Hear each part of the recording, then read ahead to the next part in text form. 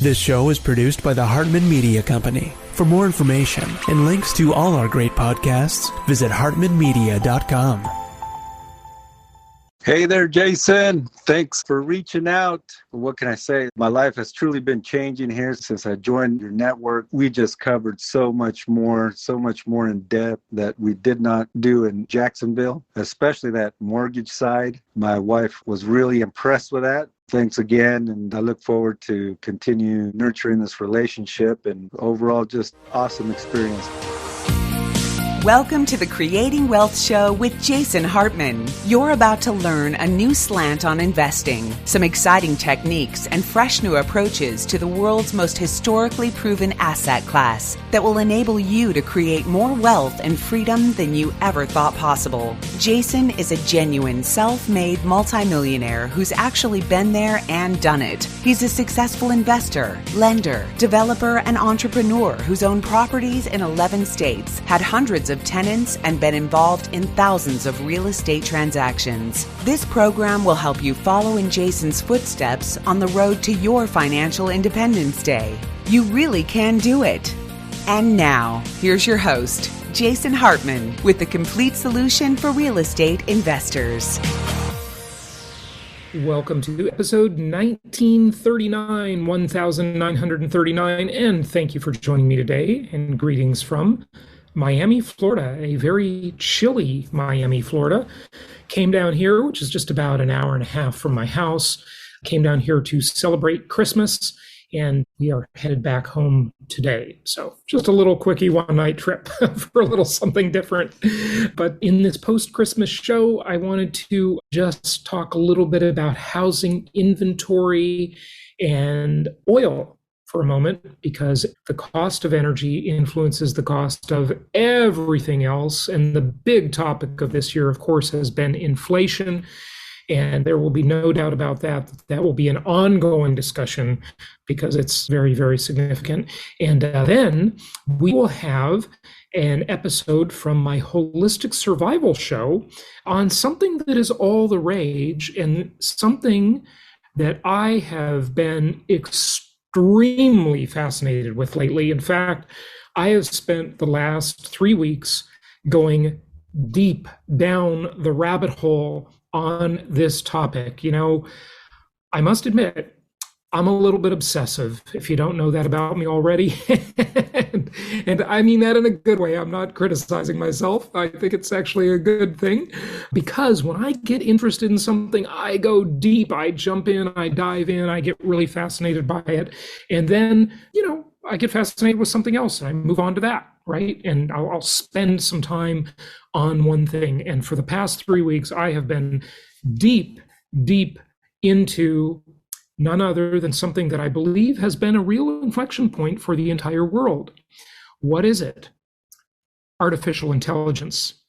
And we've all known this was coming. I mean, look, you might remember the old Steven Spielberg movie from, a couple decades ago called AI.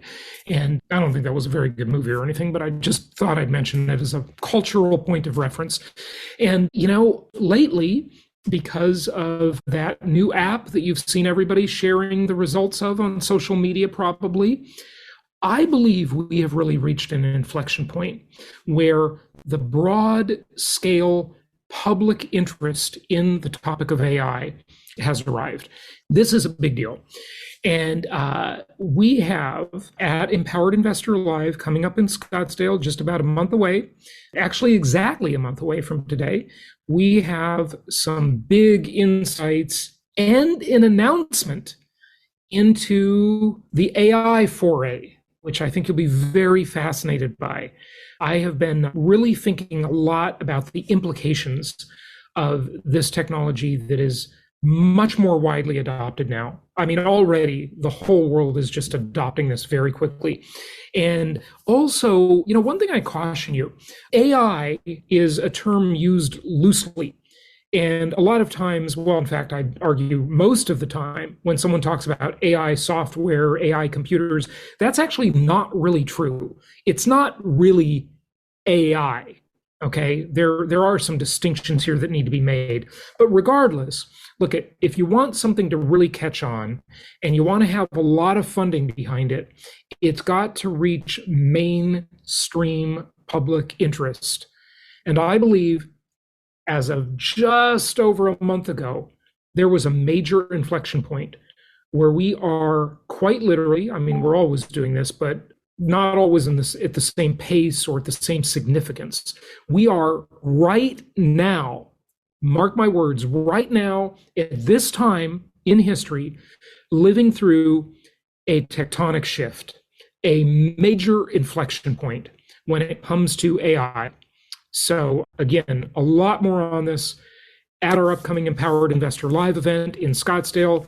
But let's get to some housing inventory numbers, because I think this will be very interesting to you. And then we'll get to our guest today talking about AI and all of these implications. Okay. And now this interview was recorded a while back, so it's going to be particularly interesting because you see the context of it and how the thinking has evolved on this topic.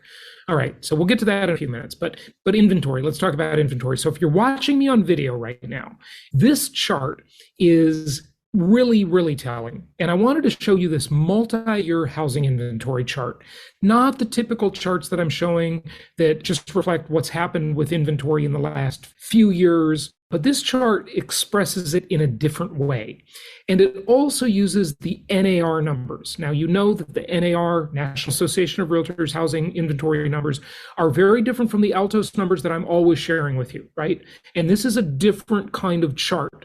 But I think seeing it this way, if you're just listening, I shall explain, I shall do my best to paint the picture for you. It really shows you how terribly short of inventory we are in this country, housing inventory. The supply is low. The demand is lower too, but the supply is incredibly low. And it's just so telling when you look at it visually this way, right? Back in 2015 on up to this year, you just really realize how tight the market is. Even though demand has declined due to higher interest rates, knocking a lot of people out of the buying market and forcing them to stay in the rental market. And guess what? You are a rental property investor. So that means more business for you. Business, tenants are business, right? Tenants are your customers. And there are a lot more of them now because they were would-be home buyers and now they are required to stay as renters, given the housing inventory or the interest rates and the ability to qualify for mortgages. So inventory is right at the top of this. It says inventories remain tight and are only slightly above last year's levels. Again, the NAR numbers include the pending and the contingent sales, which make the inventory look a lot higher than it really is. But even by comparison, because the question is always compared to what? It doesn't matter. If you go with the NAR numbers and you use them and you're using them consistently, fine and dandy, you're okay, because you've got a measuring stick that is consistent over time. But just when we look at ending various years in terms of the inventory levels, right?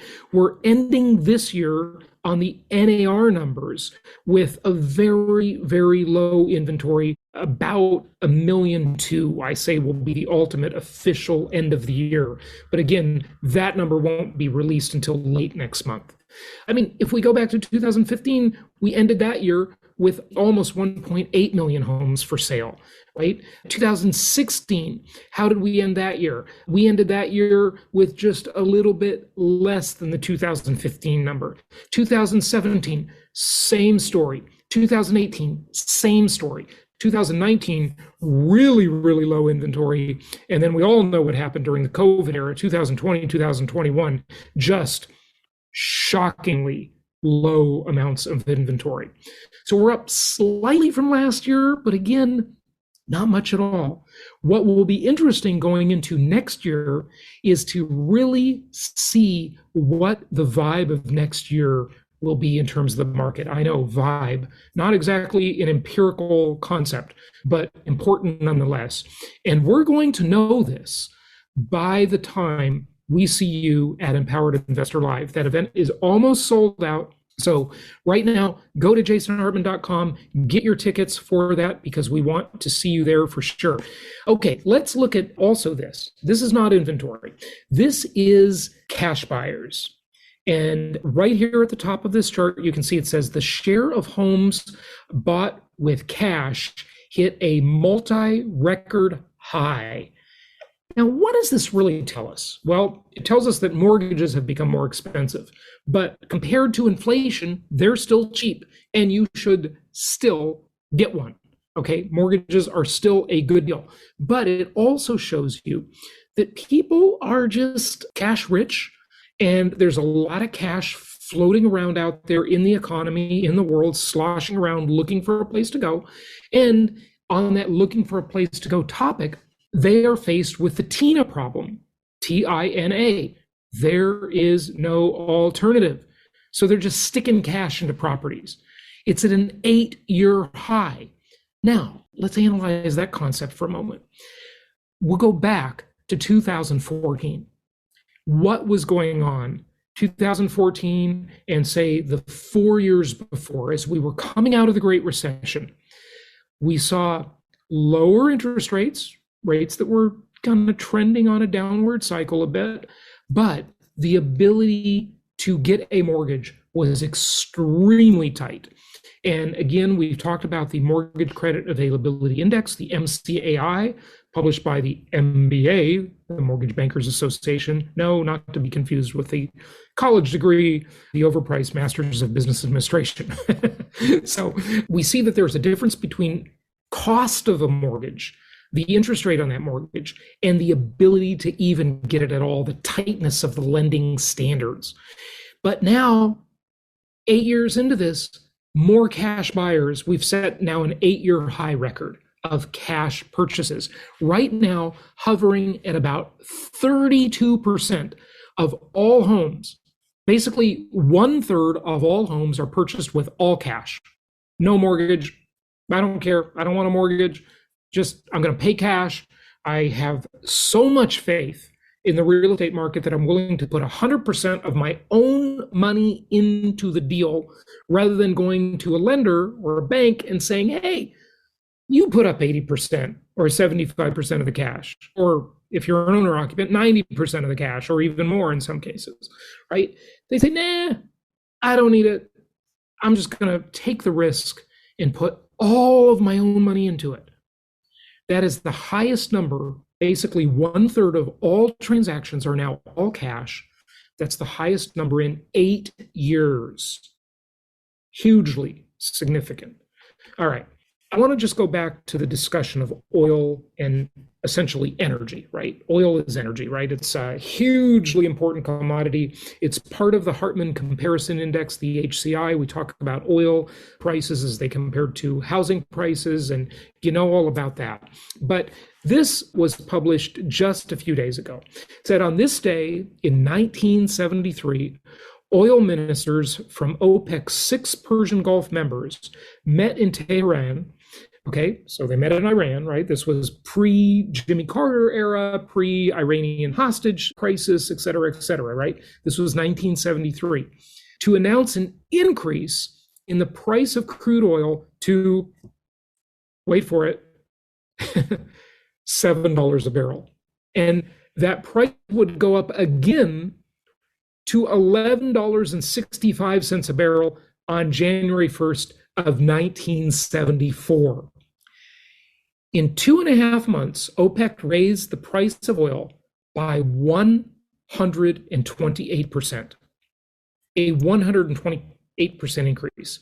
And remember back then, and this is a real critical point of all the doom and gloomers out there, in any area of the doom and gloom industry, in any part of the chicken little sky is falling industry, and it is an industry in quotes, because there's a whole cottage industry. It's not even a cottage industry. It's a big industry of people out there talking about doom and gloom, the end of the world, chicken little, the sky is falling, yada, yada, right?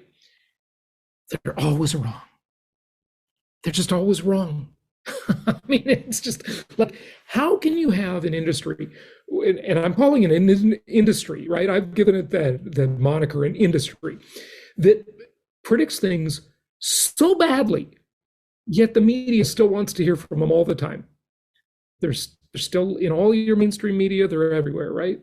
They get all the attention. In fact, I would argue, and this is just anecdotal impression here, that they get more clicks online than their opponents, than the people saying, hey, be optimistic, things are good, there's all these reasons to think so. They get way more clicks. The doom and gloom industry gets way more clicks because the old saying from the journalism world, from the newspaper world specifically, if it bleeds, it leads. That still works. That's human nature, right? And remember in the 70s, all of the peak oil theorists, right? That never happened. The complete opposite happened, to where before Joe Biden became his presidential disaster, we had too much oil. The world was swimming in it. But of course, Biden figured out a way to screw that up, right?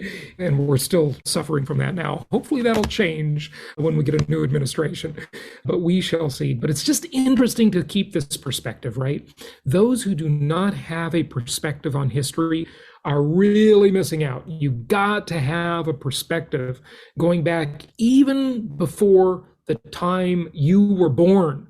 Must have a perspective. Very, very important to have that historical perspective. All right, let's get to our guest. Before we do, join us for Empowered Investor Live. Again, ignore these number of days before the conference begins on the screen if you're seeing that, because it's a screenshot, so it's not completely accurate there. You can go to jasonhartman.com and get your tickets, or empoweredinvestor.com/live and get your tickets. We look forward to seeing you there. Now, let's get to our guest as we take a deep dive into the topic of artificial intelligence, something that is going to massively change the world. In fact, it already is changing the world. Let's take a deep dive into that with our guest right now. It's my pleasure to welcome Scott Klososky. He is founder and principal of TriCorps Technologies and Cybersecurity. Scott, welcome. How are you? I'm doing great today. It's Friday, one of my favorite days. Fantastic. Where are you located? I'm in Oklahoma City right now. Okay, fantastic. Scott, technology is changing the world so much. It is just staggering to try and keep up with it. It has amazed us all in so many ways. There are upsides and downsides to it, obviously. Talk to us a little bit about what's coming down the road and how it might change our lives, impact our businesses, impact society, and so forth. In the big picture, we talk about the digital transformation all the time. And I think the digital transformation to me has meant a 50-year time in history from 2000 to 2050, where during that 50 years, humans and machines are integrating in how we get things done, how we do anything. We use the word humology, right? The combination of humans and technology. So I think what we're going to see is just a continuation of more and more examples of machines helping us to make decisions, or systems making the decisions for us, or robots doing the work for us. And, even us with more sophisticated wearables and then implantables. And so, I think we're in for another few decades of literally integrating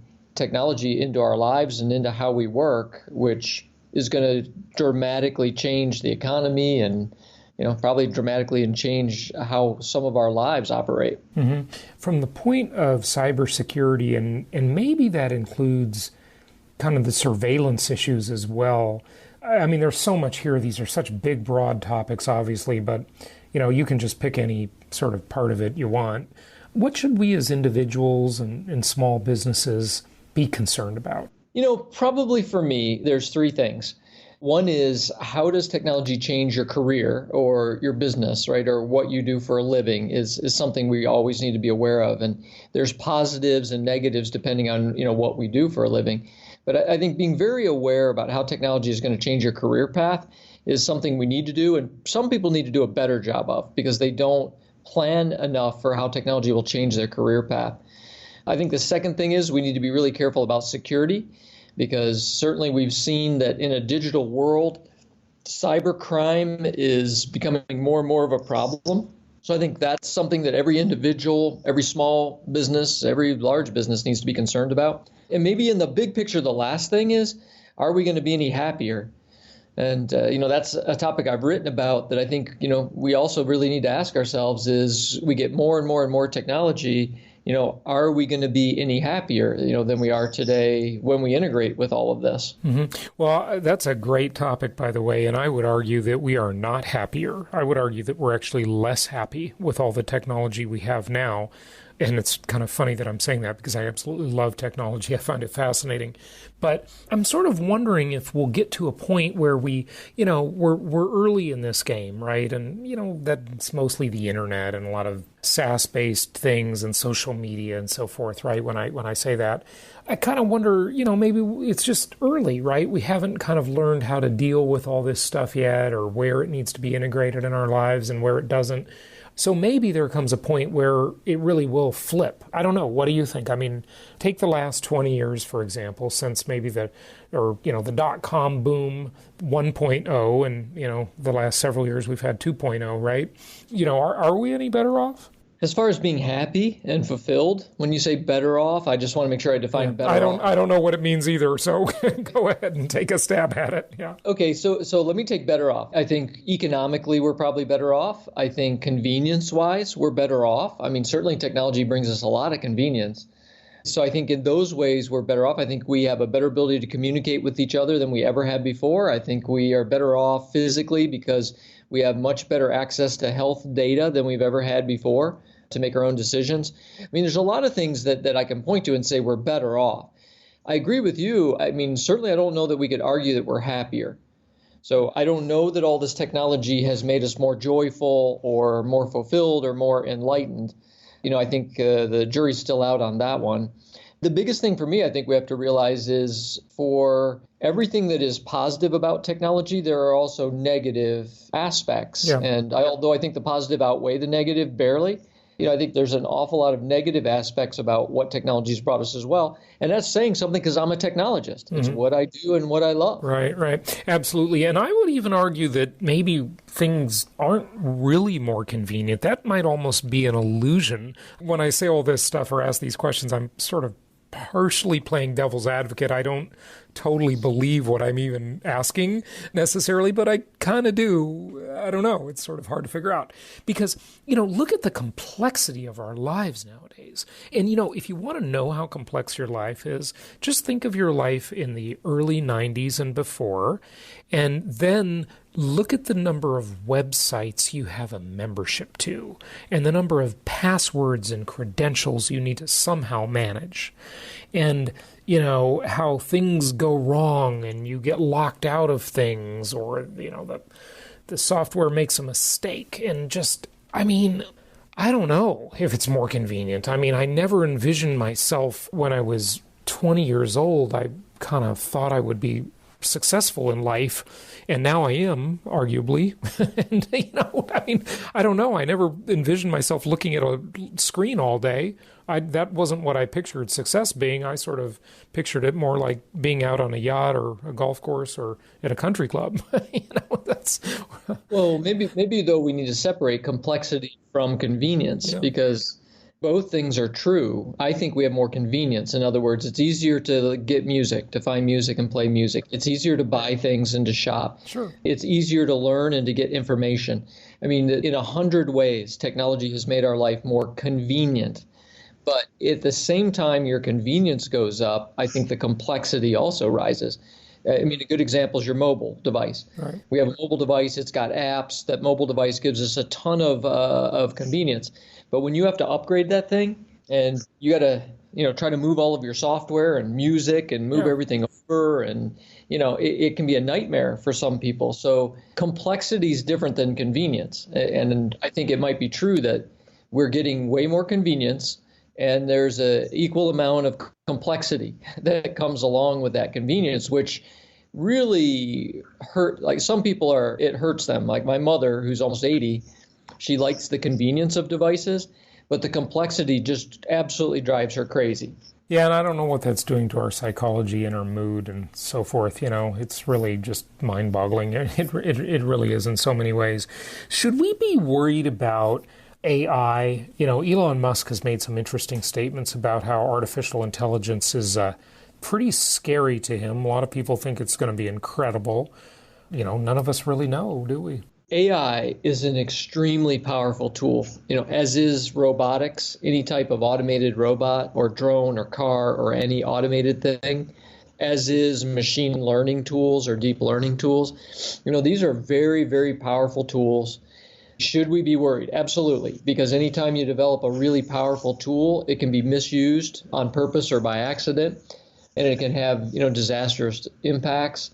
On the other side of that, I think we're getting smarter about the collateral damage and the consequences of things that we build. In other words, when we built a nuclear bomb, there was no real comprehension of how much damage that could do, or what nuclear could be for us. Yeah. Or just to be fair on balance, or how many wars it might prevent. Right. Yeah. Right. So I think AI, some people I think are a little bit too black and white about, is it bad or is it good? Or should it scare us to death? Or, is it the next greatest thing in the world? That's probably an unenlightened way to look at it. Mm-hmm. It is a powerful tool, just like fire or guns or nuclear, right? Or any of the other powerful tools we built. And there are positive aspects and there are potentially negative aspects. And what we really should be talking about is, what can we do to assure that AI or machine intelligence is used for good versus bad? I mean, that's really what we should be talking about, not is it good, is it bad? Just what can we do to assure that it is used in healthy ways? Yeah. What are self-learning systems? That's a segment of AI, right? I don't say it that way, no. Okay. I read that a lot, that people say that. I don't think it's accurate. From a vocabulary standpoint, people use the term AI like it's an umbrella, and it's not. It would be true if you said machine intelligence. Right. So the way that I think we should talk about it is that underneath the umbrella of machine intelligence, you have AI, you have DSS, which is a decision support system, which is an AI where the human makes the final decision. Okay. You have machine learning and you have deep learning. And then you have a number of other things, right? But I'm just trying to answer your question. Sure. So, self-learning machines, today we have two categories, machine learning and deep learning. Mm-hmm. And all that means is it's two different ways that a machine can build its own rules, or it can learn its own lessons in order to make a decision. And machine learning and deep learning are different. Mm-hmm. I mean, they're different ways to learn, one more powerful than the other. But when people say that's a subset of AI, I completely disagree. An AI is a piece of software with rules and algorithms built into it, typically by humans, and that AI makes a decision. It thinks or it makes a decision like a human would make decision. The fact that you have machine learning tools, that's a separate thing, but you could mix AI and ML. Mm-hmm. Okay, but I'm just saying, vocabulary-wise, when the press, I see writers all the time go, deep learning and machine learning are subsets of AI. Right, and ML is machine learning. Okay, go ahead. Right, to be a subset of it, it would have to be something that is, akin to the parent thing, and that it would be, a smaller, thinner version of the parent thing. Mm-hmm. And machine learning is a completely separate thing from AI. Yeah, very interesting. Okay, so what haven't I asked you about? What do you just want to share with our audience about anything you're working on? I mean, you guys are working on a whole bunch of really exciting projects. Anything you just want to share?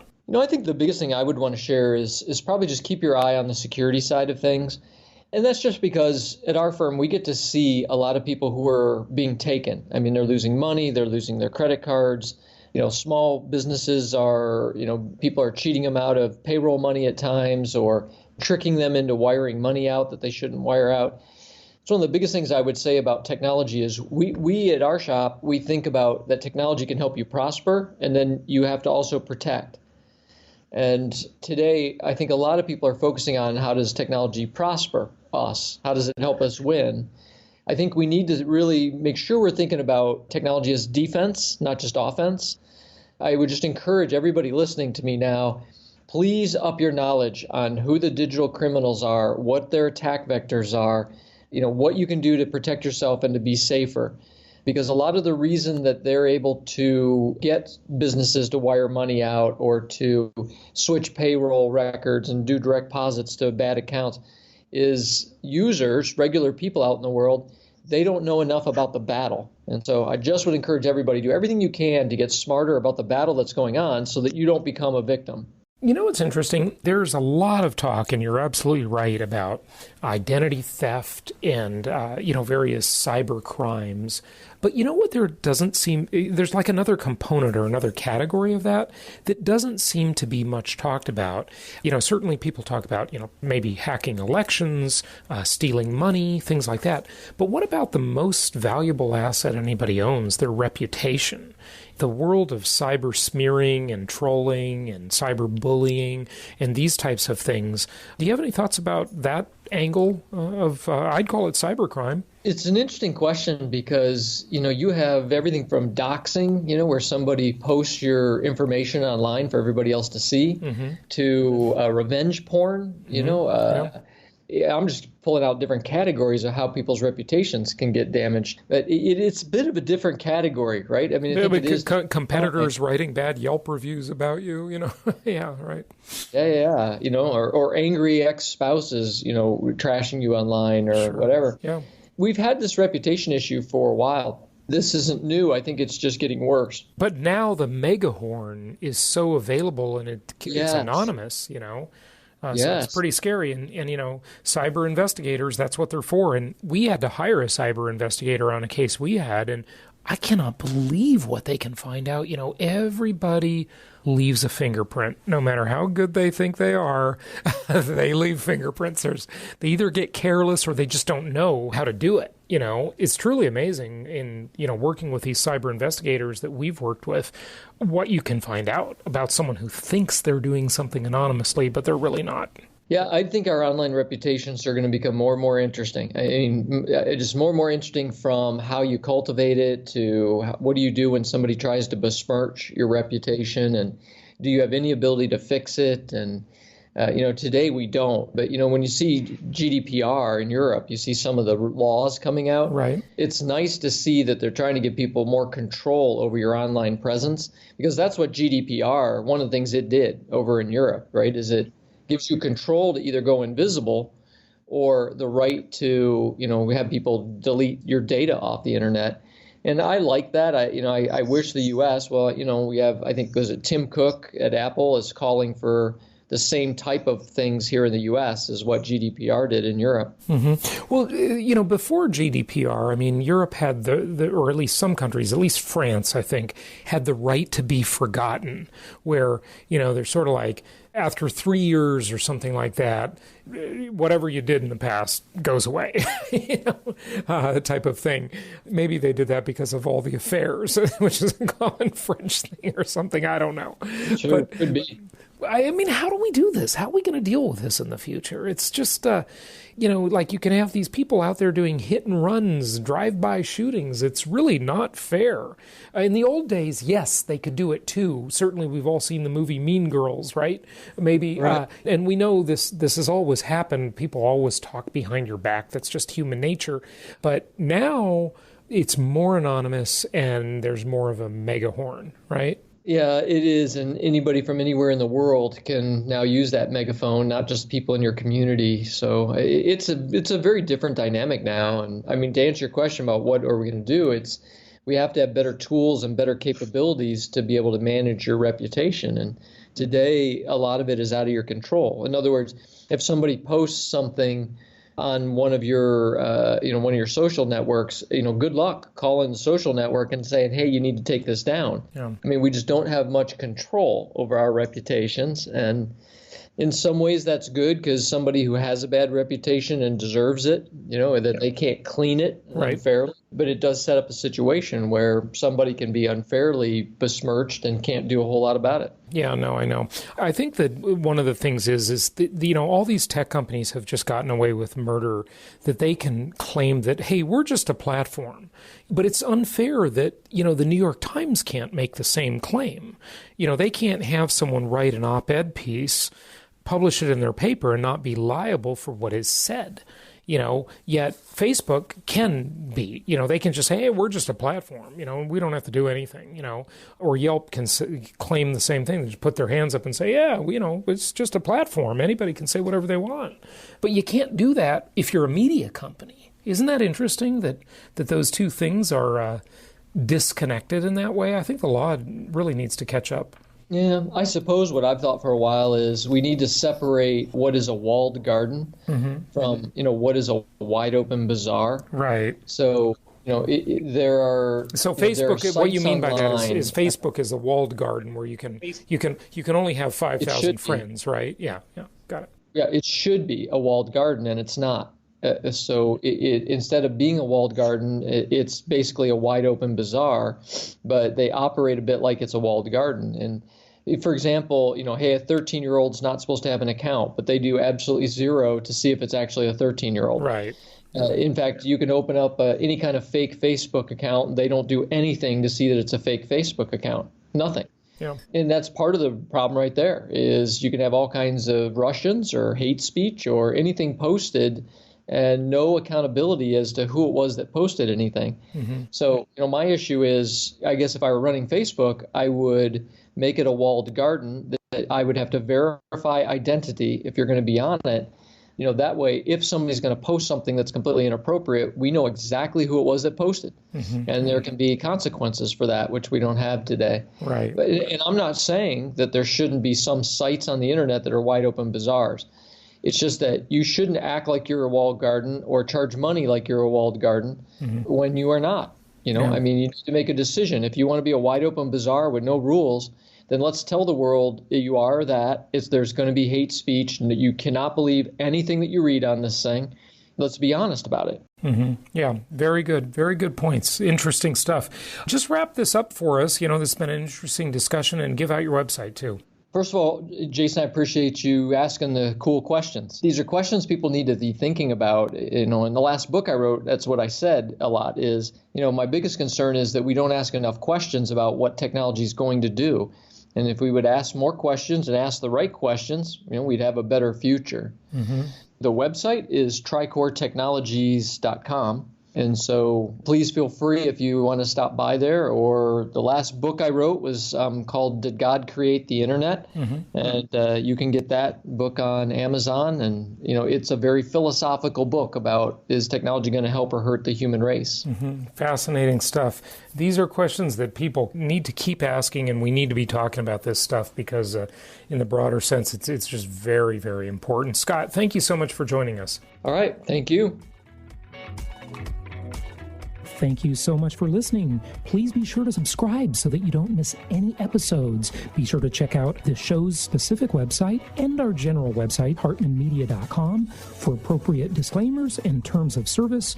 Remember that guest opinions are their own, and if you require specific legal or tax advice or advice in any other specialized area, please consult an appropriate professional. And we also very much appreciate you reviewing the show. Please go to iTunes or Stitcher Radio or whatever platform you're using and write a review for the show. We would very much appreciate that. And be sure to make it official and subscribe so you do not miss any episodes. We look forward to seeing you on the next episode.